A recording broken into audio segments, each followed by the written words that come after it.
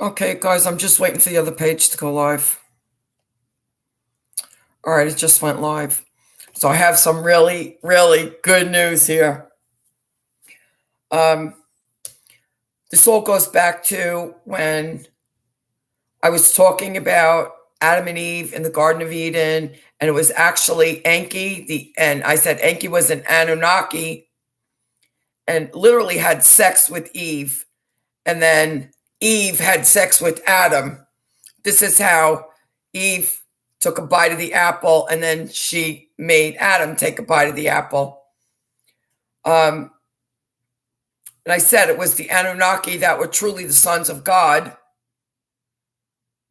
And they were the ones that came down and taught man all these things, how to make tools and all that. And of course, they had sex with women of the earth.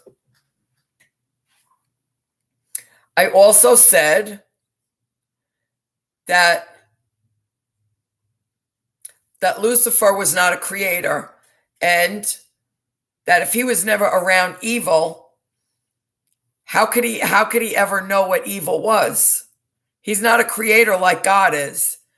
There had to be somebody, a negative entity or demonic being, that tempted Lucifer, and he fell, because Lucifer did have free will. And I also said, I'm smiling because this is just too cool. I also said that in Genesis it said that the earth was covered with water and God's spirit was hovering over the deep. And there was darkness in the deep. And I related that to marine demons that were already on this planet before God created humans on this planet. And this was given to me. I mean, I had no way to understand these things. This was given to me. So what did I find today? Oh my God, you guys. I'm going to put everything in the description so you can see it. A video came out by The Fifth Kind about the Anunnaki Sumerian gods and the Garden of Eden. It literally supports everything that I said. What it's saying, though, was Enki was from a family called Nangal, which means high princes. So they were sons of God. They were the sons of God. The Nangal were the ones that were the clan that Enki was from. And you remember that I told you that in Hinduism, Shiva has Enki on top of his head. Enki is also what is portrayed in the Bible as the snake that tempted Eve, that had a human face on it. This is exactly how Enki is described. And why is that? I just found out today. And I was in shock when I heard this. The Nangal or Enki, well, it makes perfect sense now, doesn't it? Duh. It's actually a part of the reptilian aliens. The Nangal, they're the reptilian aliens. No wonder why he is described as a snake. Okay? The Anunnaki are also reptilians. Anunnaki have had green skin. The Nangal had white skin.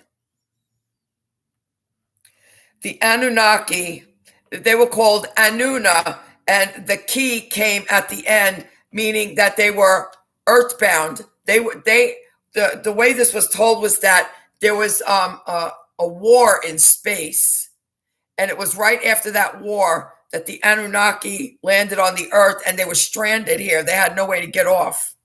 So they created their own civilization. This is what the thing here said. The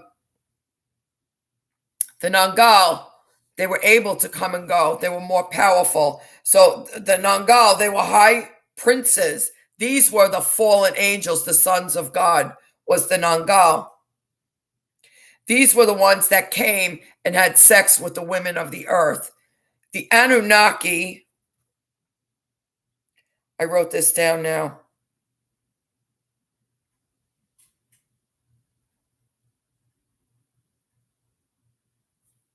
The Anunnaki were the ones that had the powers, the spiritual powers, and they were showing these people the powers, which they should have never done. And the Nangal and the Anunnaki are opposing clans, this says. This is all according to the Sumerian religion, which, by the way, I have never read. I don't know anything about this stuff.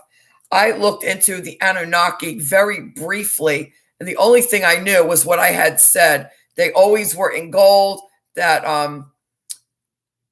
they were on the earth, and they actually enslaved the human population, and they taught them all of these things.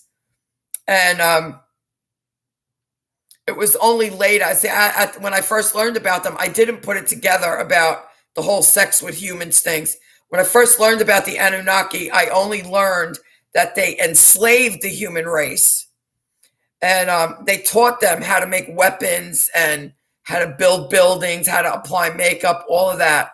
The sex part I learned after that, a few years after that. But now, according to this video by the fifth kind, the Nangal and the Anunnaki are opposing clans, but they're both from the reptilian alien species.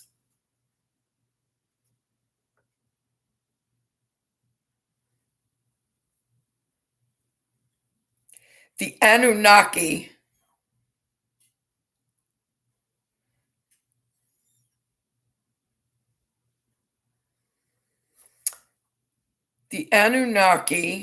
are at war with Yahweh.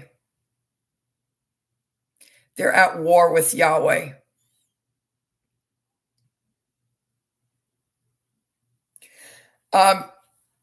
This fifth kind that separates the Nangal and the Anunnaki, this is kind of confusing me because I never looked into aliens before. I don't understand any of this stuff. There's another video that I just found on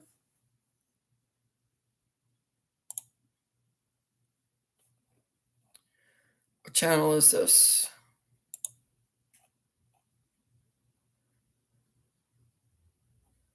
Oh, it's the same thing, the fifth kind.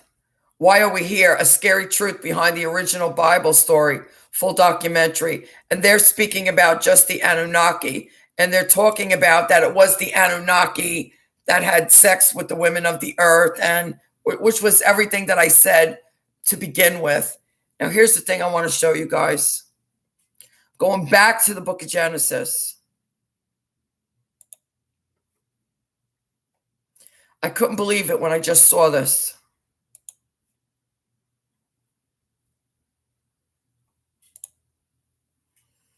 So it's Genesis 1:28.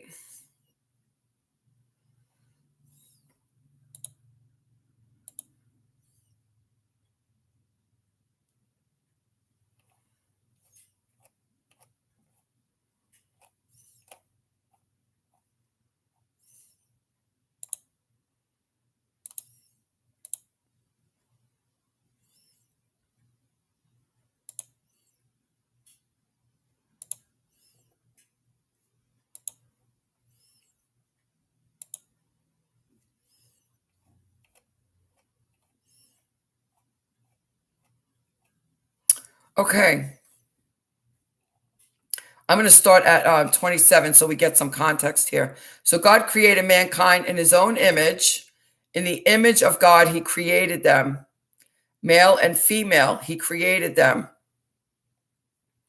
God blessed them and said to them, "Be fruitful and increase in number. Fill the earth and subdue it. Rule over the fish in the sea and the birds in the sky and over every living creature that moves on the ground." This is not the one. This is the NIV version. I got to pull up what I pulled up online and see what version it is.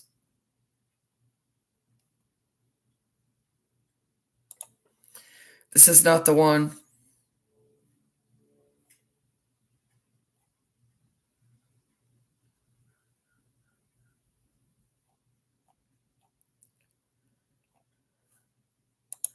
Bear with me, you guys. I want to make sure I get you the...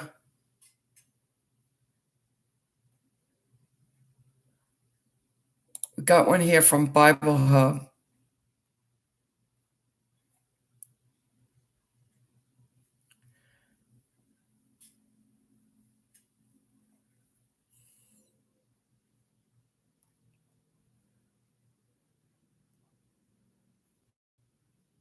It's the King James Version.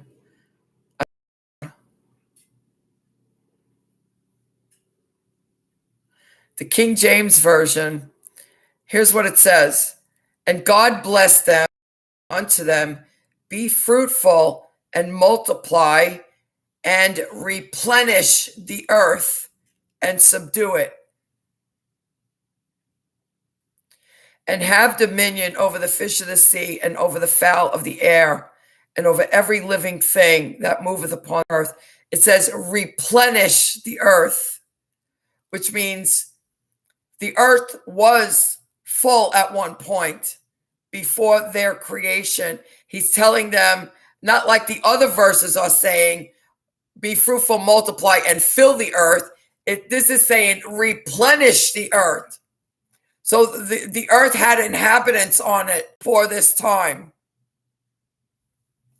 You know what I'm getting a thought to do right now? I want to see if I could find the true number. How many times was the earth destroyed?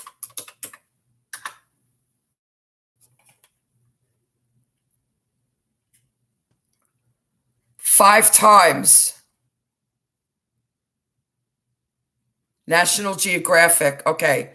Reliable source. Let me open this up. See, you guys? This is unbelievable. Will humans survive the sixth great extinction? Species are disappearing at an alarming rate, a new study finds. Author Elizabeth Colbert says that raises questions about our survival.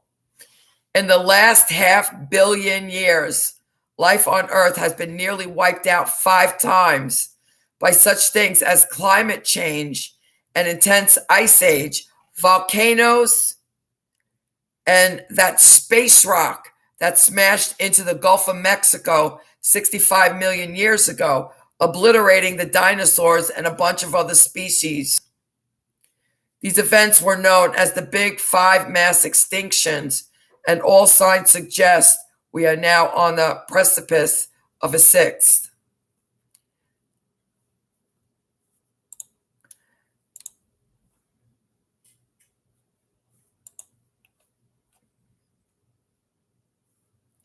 This is saying,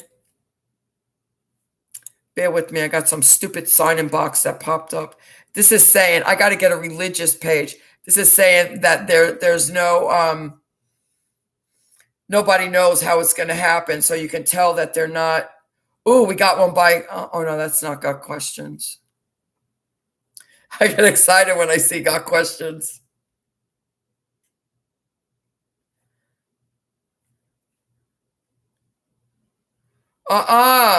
There's one here. It says 10 times the earth was almost destroyed. This is a video on YouTube.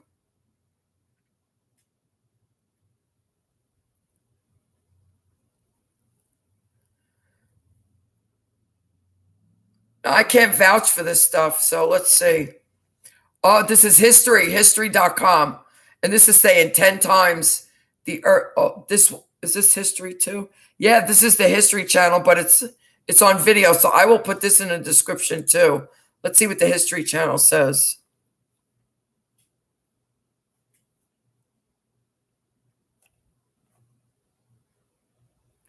From crazy explosions to fast-striking asteroids and even massive ice ages, planet Earth has had life flash before its eyes a few times.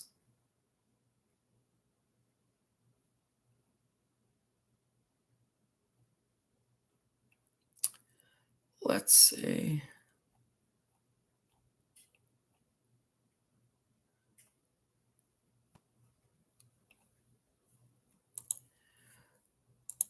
These people keep putting these sign-up things on here.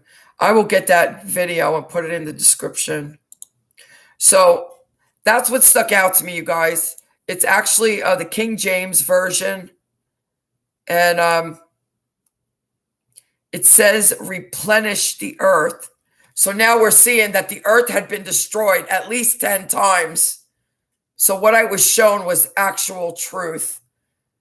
These marine demons were actually on this planet already before Adam and Eve were created on here. And then the Anunnaki came. They had sex with the humans. And what did they do? This has actually been really proven scientifically. Greg Braden and Nassim Haramein have been looking at this. So Nassim is the quantum physicist, and Greg Braden is a scientist. So they've been looking at this, and Greg is in a position kind of like I am. It's like, I want people to have the truth, and yet people are afraid to know the truth. They don't want to know the truth, but the truth needs to be told because people need to know what's happening. And Greg Braden's in the same place. He's telling the professors in the colleges, why are you still teaching this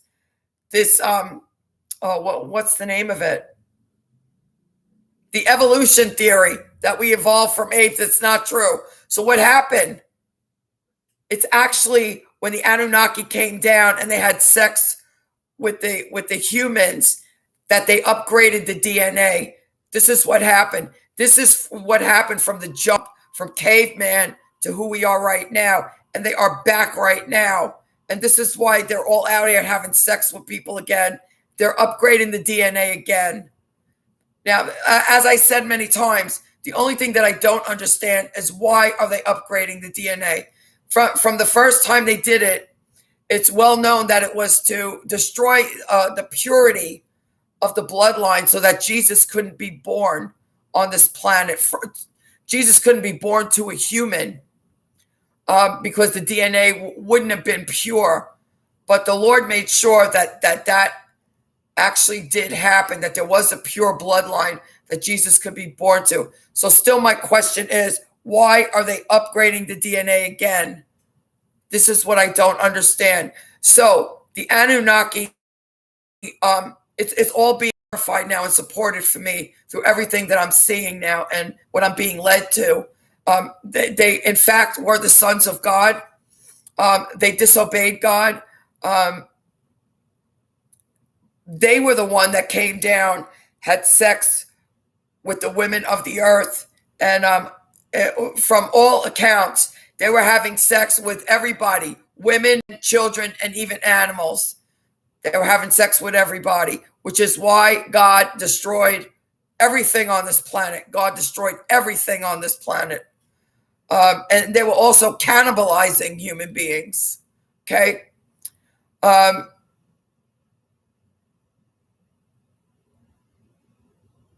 So what was it? I'm getting a list here. So the fall of Adam and Eve, this is why it was so egregious. Why this curse that God put on Adam and Eve lasted through every generation. So you understand, even if your family did no kind of sin whatsoever before Jesus came, they would still have a generational curse. That's why all of these demons are in every single one of us. There is always a generational curse. And I'm going to tell you something, knowing what I know now and understanding the ways that the cosmic laws are, that the parents are spiritually responsible for their children until they reach legal age. I believe it is in the best interest of a child that the parents have them baptized as children, because the Holy Spirit can infill that much sooner. The child can again go on their own as an adult if they so choose to get baptized in immersion. But as long as the parent is spiritually responsible and legally responsible for their child, they are stepping in for that child. And if a parent is able to legally step in for a child and break curses, then that baptism on a baby through the agreement of the parent is absolutely legal. And it doesn't matter what any religious Pharisee out here wants to say. As far as cosmic law goes, because that parent is stepping in and is legally responsible for that child, and they can cosmically break curses on a child until they reach legal age, that baptism is legal in the cosmos. And that's where I stand on this. This is all hatred you got going on. And this is what all these demons are doing. We all hate each other for the color of our skin, and religion is the next best thing, the next biggest thing that we all hate each other for. And this is all in Satan's kingdom. This is what he wants. You're disparaging people because they baptize children. And yet these same people who are disparaging Christians are the ones out here teaching that parents can break curses from their children. Where's the brain cells here? It makes sense for a parent to baptize their child as soon as possible. And as long as the parent agrees to this and stands in authority over that child legally and cosmically, then the baptism is legal. What happens after that point, that's another story. Are these people, like my family, we were Catholics in name only. My family never even went to church, and I was living in such horrific abuse that the portals were open and these demons were jumping in anyways. Does it matter? Well, it matters if the child is born to a family that is truly, truly on a path with God. It does matter. And nobody should disparage anyone who baptizes a child. It's legal cosmically. So what's the problem out here? What's the problem? It's only you religious Pharisees out here that want to make it a problem. Because legally, there is no problem, and it is a legal baptism. So as of right now, we know that the earth has been destroyed approximately 10 times. So the book of Genesis, I'm going to say, I don't even know anymore. I just don't even know anymore. There, as far as I have been able to tell from what I have read, and I'm not saying that I'm a Bible scholar by any stretch of the imagination, but as far as what I have read in the Bible already, there have been no mention of dinosaurs in the Bible. None. Although, like, there is mentions of aliens, but unless you're awake, you can't see it. Maybe there is a mention of dinosaurs. I'm gonna see if I can pull that up right now. What does the Bible say about dinosaurs?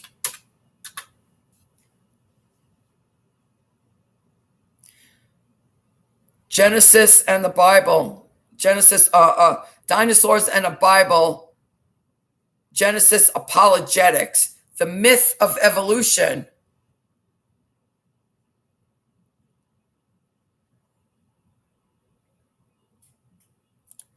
Let's see what this says.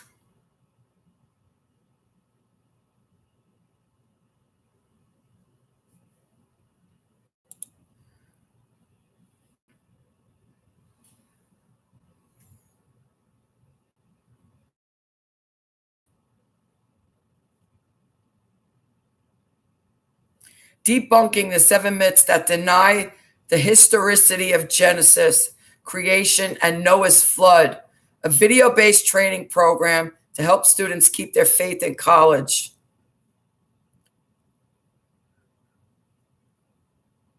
While the Bible may be inspired by God, not inerrant, and parts of it are just myth. The Bible's account of creation is only metaphorical. In 6 creation days were not ordinary days. and creation really unfolded over millions of years. Genesis 1 and 2 provide two different accounts of creation.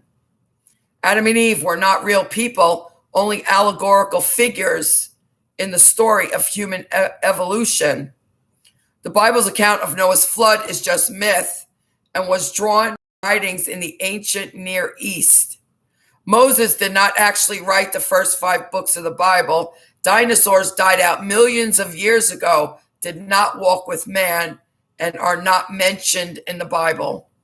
Well, I don't know what this thing is. Genesis Apologetics. I don't know what this thing is. I'm going to look to see what else is out here. See, I've never seen anything about dinosaurs in the Bible.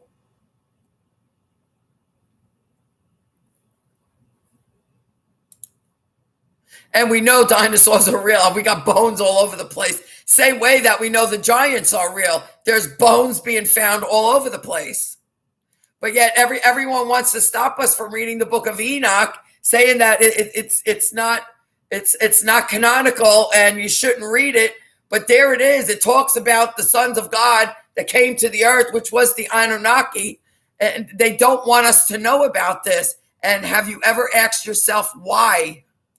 Have you ever asked yourself why Christians are being told not to read the book of Enoch? And why all of these aliens have been so hidden from us by the government? They've been on this planet from day one. They've been on this planet from day one. It's funny to me now. But this is our sleep, man. And the more I think about this, every single movie, I used to watch all these horror films and all these movies. These aliens are telling us what they're doing here. It's hysterical. Science versus the Bible. What the Bible say? I don't want to see social media ministry. Oh, got questions. Here we go. What does the Bible say about dinosaurs? The topic of dinosaurs in the Bible is part of a larger ongoing debate within the Christian community over the age of the earth, the proper interpretation of Genesis, and how to interpret the physical evidence we find all around us. Amen. Amen.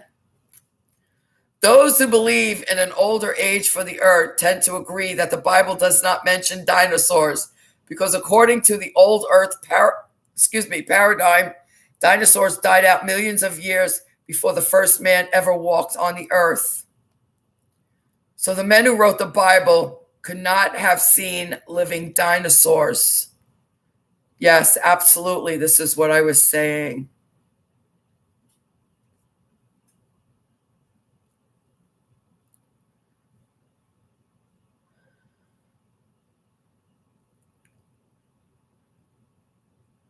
So it's talking about some kind of sea monster or serpent. Is most commonly translated into dragon. The Tanian appears to have been some sort of giant reptile. These creatures are mentioned nearly 30 times in the Old Testament and were found both on land and in the water. Another Hebrew word, Leviathan, transliterated Leviathan, is used 6 times in Scripture and refers to some type of large, fierce sea creature. The description of Leviathan in Job 41 gives the impression of a strong yet graceful, unstoppable creature against which weapons are unavailing. Nothing on earth is its equal. And I've already showed you where actually the Bible describes Leviathan as the true Satan, the god of this earth, is Leviathan. Genesis literally says the dragon, who is the devil and Satan. So it is Leviathan, not Lucifer. It is Leviathan. I'm getting so excited, you guys. I can't get enough of this.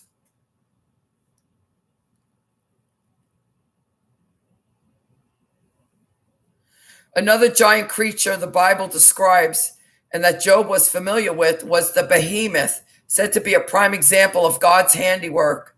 The behemoth is a huge plant-eating animal that dwells by the water. Its bones are like tubes of bronze, and its limbs are like rods of iron. Its tail is likened to the cedar tree.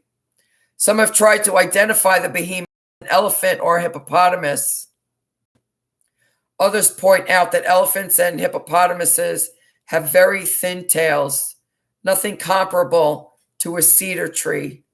Dinosaurs like Brachiosaurus, whatever saurus, on the other hand, had huge tails and could easily be compared to a cedar tree. Nearly every ancient civilization has left some sort of art depicting giant reptilian creatures.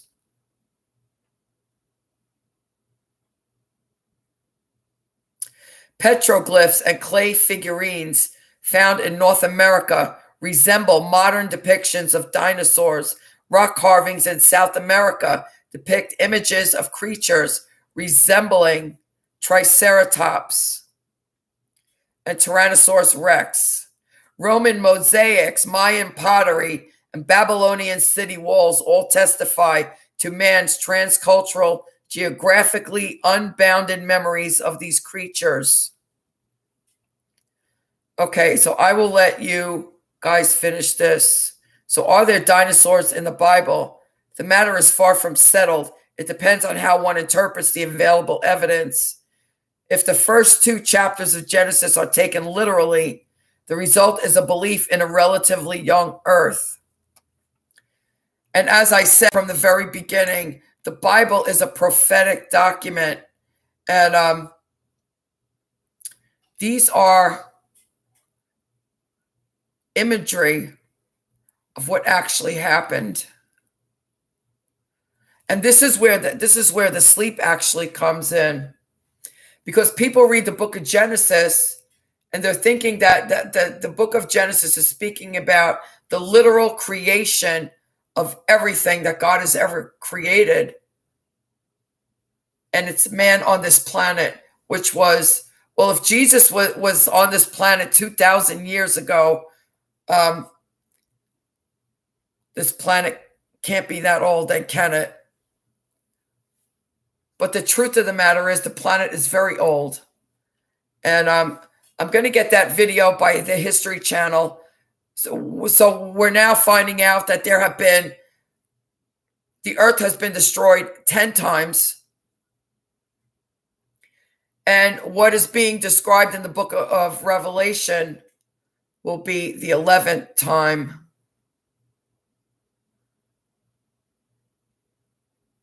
I wonder what that number represents.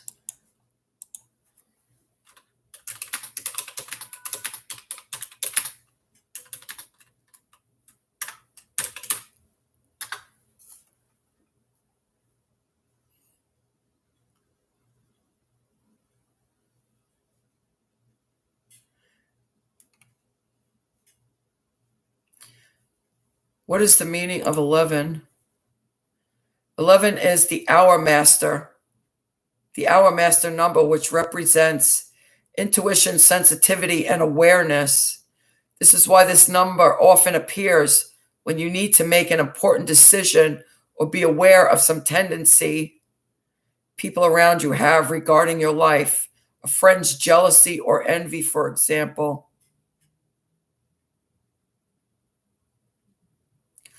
Oh my goodness.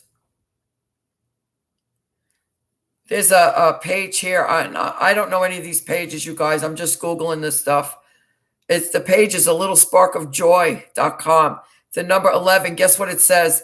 Angel number 11 is considered to be a gateway to enlightenment. It represents a great metaphysical change and a new vision. Oh, I got to open this. This is exactly describing what will happen at the end of the tribulation.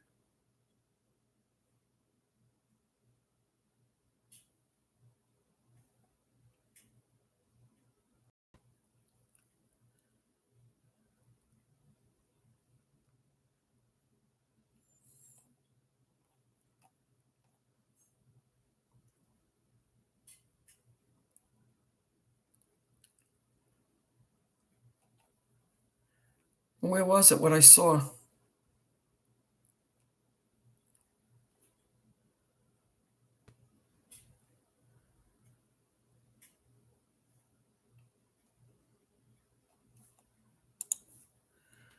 No, it's not telling me. That makes perfect sense, you guys. That was wild. It's a gateway to enlightenment. So this will be the 11th time that the earth will be destroyed, will be the tribulation. And what does the number 11 mean spiritually? It means it's a gateway to enlightenment, which is exactly what's going to happen on the earth after the tribulation. That's amazing. So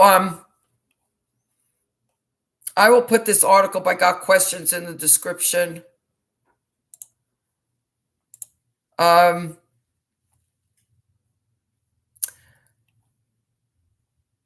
So it was Genesis 1:28, the King James version. The regular, I'm seeing that there's a New King James version. The New King James version says the same thing as the NIV. It is the original King James version that says, "Be fruitful and multiply and replenish the earth and subdue it," which right away it was opened, replenish the earth, which means the earth was inhabited before this time. Do you understand, you guys?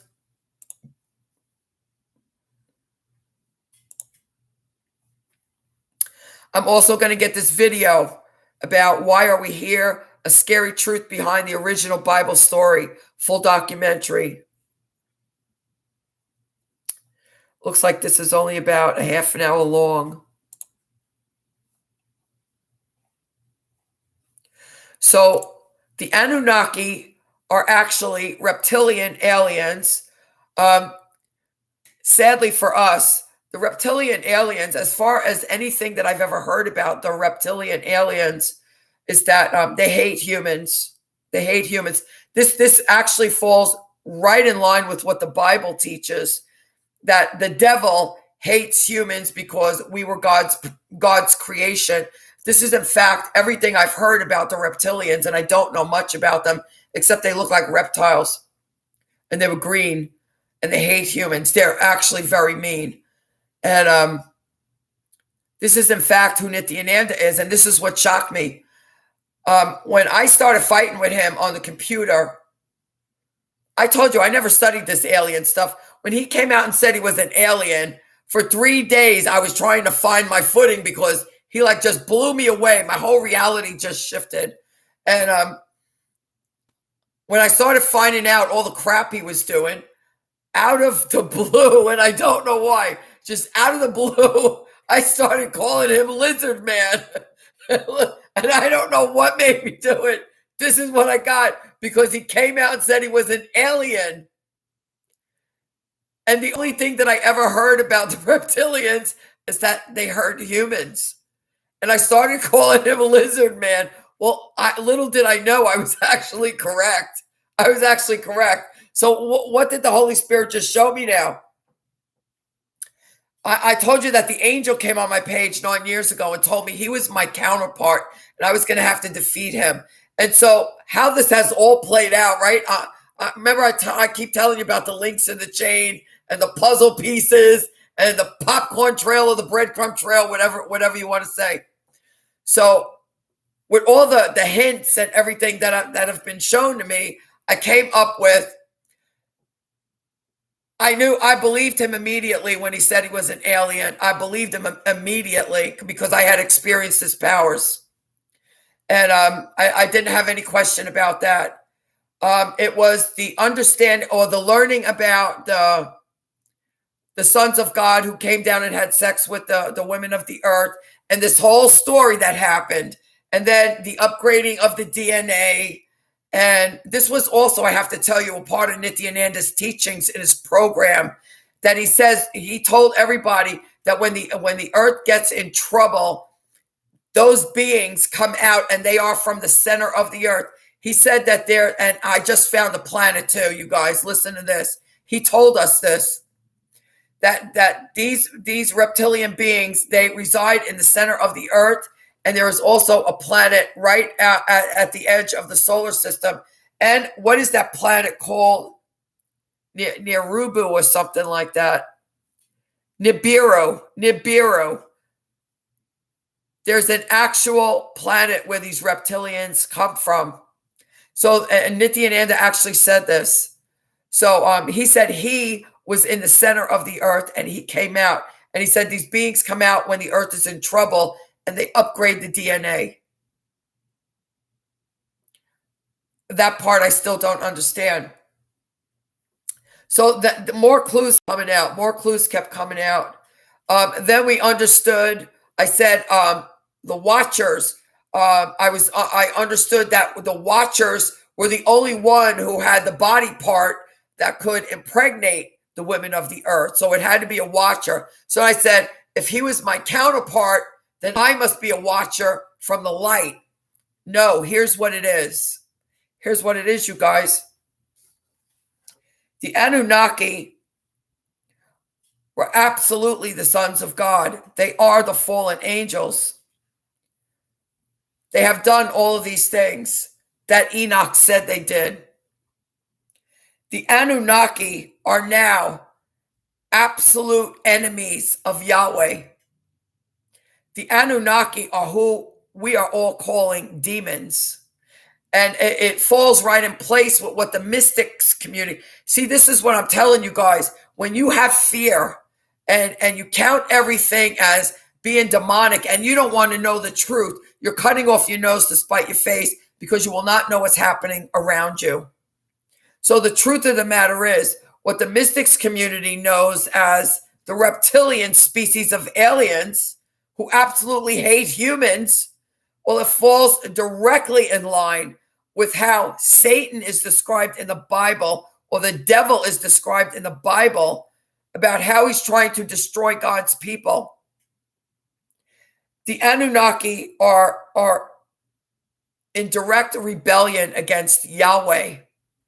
So the battle that I'm in with Nithyananda spiritually is that he is a reptilian, and I am from the lineage of Yahweh. And this is how this is playing out. And we're both up fairly high in hierarchy. Now, where exactly I am, I don't know. I don't know what he is. Right now, the only thing I know is that he is a reptilian species of alien, and I am from the kingdom of Yahweh, and we are direct enemies to each other. And this makes perfect sense from the way this guy has treated me from the very beginning. From the second I started following, he had his people hacked into my stuff. 7 years or 5 or 7 years before I even knew these people were hacked into my stuff, they were already hacked into my stuff all those years. So right from the beginning, this guy knew what I didn't know. Okay? So what I'm seeing right now, what I was shown right now, is the Anunnaki are at battle, are at war with Yahweh. And in fact, if you break it down to everything that's written in the Bible, it's what I said. It's Satan against Jesus. This is what it boils down to. And you see, the same thing is being said in the mystics community and the occult, using different names, different words. I want you to understand from one of these videos that I listened to how the Sumerians talk about the creation story, was that the Anunnaki were stranded on this planet after a war in space. They were stranded on this planet. And they thought that they were going to create a civilization here. And they whatever people were here, they took high up on a mountain and they called that place Eden. And they made the people there worship them as gods. Do you understand? And what came to me immediately was Ezekiel. The way Ezekiel talked about these spacecraft. And He said when the glory of God, one passage he said, when the glory of God passed by him, he had to hide in a crevice of the mountain so that he wouldn't be hurt. This was a spacecraft, you guys.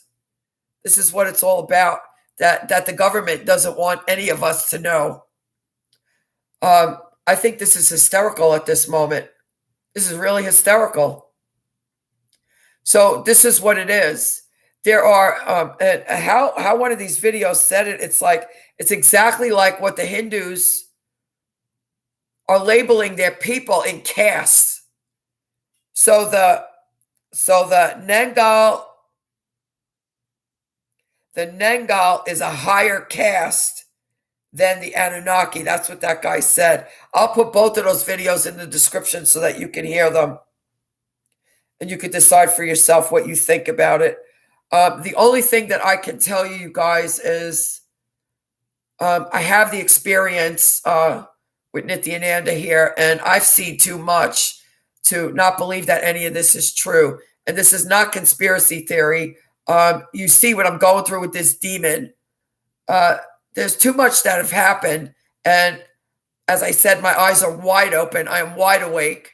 So it's amazing what I'm seeing. So I will get everything that I just found in the video about the earth being destroyed 10 times also. I will put that in there too. So we have to understand that the Bible is a prophetic document.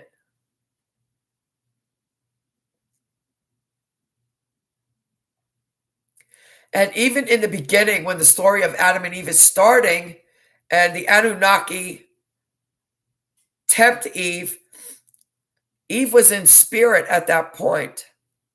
And many people have never caught that she was in spirit. And then God gave them a wardrobe of skin, a clothing of skin later when he put them in the world.